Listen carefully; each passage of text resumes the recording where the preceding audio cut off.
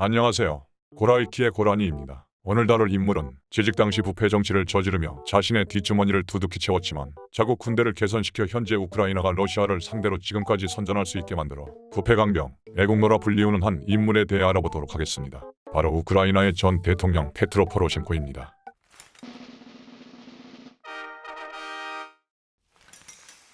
그는 1965년 9월 26일 소련 당시의 우크라이나 오데사주 포라드에서 태어났습니다. 그는 어렸을 때부터 유도를 즐기는 스포츠 마니아였고 그렇게 성장한 포로셴코는 1982년 키이우 대학 국제관계와 법학부에 입학합니다. 슬프게도 당시 소련이었던 우크라이나는 현재 한국과 닮아있는 점이 하나 있었습니다. 바로 군 입대죠. 포로셴코도 병역 의무를 피할 수 없기에 1984년 입대를 합니다. 하지만 포로셴코는 입대하자마자 큰 사건을 일으킵니다. 바로 소련군과 1대4로 맞다이를 쳐서 곤죽을 만들어버린 것입니다. 다행히 영창에 가진 않았지만 대신 장교가 되지 못하는 페널티를 안게 됩니다. 초장부터 사고를 쳐서 그런지 얌전히 땡모병 소총수로 1986년 만기 전역을 합니다.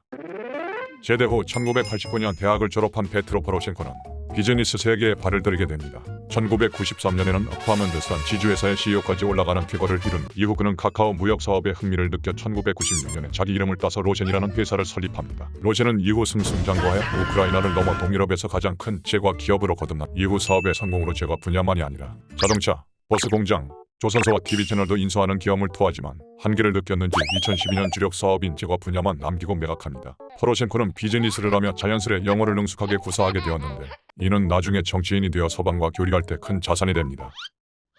여느 기업인들처럼 배가 부른 포로셴코는 새로운 도전을 시작합니다. 1998년 빈니차 지역 국회의원으로 당선되어 정치에 발을 들이게 됩니다. 처음에는 중도 좌파였던 사회민주당 소속이었지만 자신의 기업인으로서의 소울을 견디지 못하고 중도 우파인 단결당으로 박쥐처럼 당적을 옮깁니다. 이후 포로셴코는 2004년에는 국가안전보장회의의 상임위원장, 2007년부터 2012년까지 국립은행장, 2009년부터 2010년에는 외교부 장관, 2012년엔 경제발전통상부 장관을 차례로 역임하며 정치인으로서의 커리어를 정립해나갑니다. 마침내 경험치를 먹고 레벨업을 다한 포로셴코는 2014년 우크라이나 대선에 출사표를 내고 무려 55%라는 압도적인 득표율로 2차 경선 없이 대통령에 당선됩니다. 포로셴코가 대통령에 당선된 가장 큰 원동력은 유로마이단 사태로 불거진 우크라이나 국민들의 반러시아 정서입니다. 때마침 크림반도 전국과 돈바스 내전이 불거지면서 포로셴코의 능력이 시험대에 오릅니다. 하지만 뜬금없이 그의 심기를 건드리는 일이 있었는데 바로 러시아가 자신의 기업인 로젠을 압박하는 사건이 발생합니다. 포로셴코는 이 사건을 계기로 완전한 반러시아 성향으로 돌아섰고 남은 대통령 임기 동안 친유럽, 반러시아 정책 위주로 전국을 펼칩니다. 하지만 전임 대통령들의 부패로 우크라이나 군대의 상태는 엉망이었고 이런 이유 때문에 돈바스 내전에서 형편없는 수습 능력을 전 세계에 선보이게 됩니다. 우크라이나 국민들에게 가진 비판과 역사를 담아 전 세계에 망신당한 포로셴코는 군비 증강이라는 확고한 목표를 세우게 됩니다. 바로 국방비를 증액한 뒤 열병식을 부활시킨 포로셴코는 유로마이단의 원흉인 그의 전임자 빅토르 야누코비치가 부패로 축적했던 재산을 환수하여 국군 재건을 위한 비용에 보탭니다.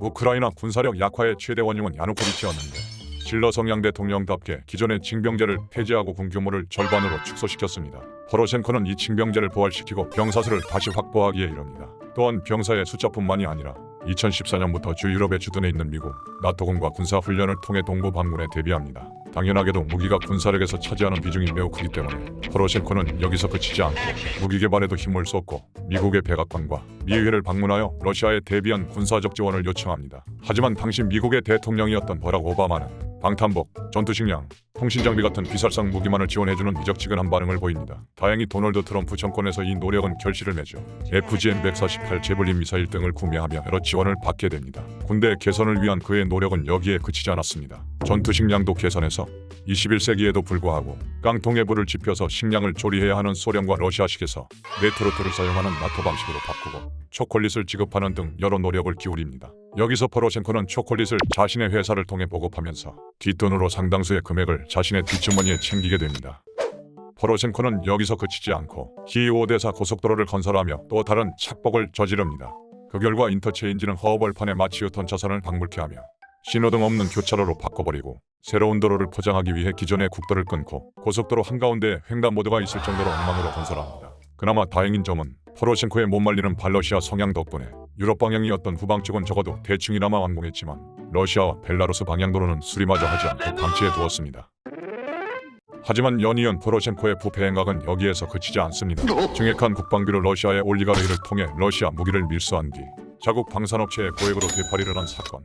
대통령 개인 탈세 사건에도 연루되어 파나마 페이퍼즈 명단에 포함되었고 2019년엔 트럼프 우크라이나 스캔들에 연루되기도 합니다. 그럼에도 여느 정치인들처럼 꿋꿋하게 얼굴에 철판을 깔고 다시 2019년 대통령 재선에 도전한 포로셴코는 현 우크라이나 대통령인 블로디미르 젤렌스키를 상대로 고작 25%의 득표율만을 얻고 처참하게 패배합니다. 현 대통령인 젤렌스키가 집권한 뒤 2021년엔 포로셴코가 저질렀던 수많은 부패 행각 중에서 가장 죄질이 안 좋았던 2014년부터 2015년에 동부 돈바스 분리주의 세력과 결탁하여 저지른 5,500만 달러 규모의 석탄 판매 유착 사건이 드러나면서 자국의 반역 혐의로 기소됩니다.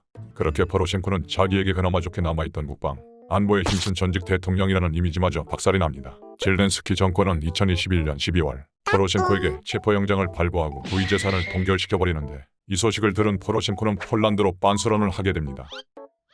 그렇게 그저 흔한 동유럽의 부패한 정치 지도자 중 한 명으로 기억될 법했던 포로셴코는 러시아의 우크라이나 무력 압박이 한창 심해져 전쟁의 위협이 한창인 2022년 1월 17일 도련 폴란드에서 고국인 우크라이나로 돌아옵니다.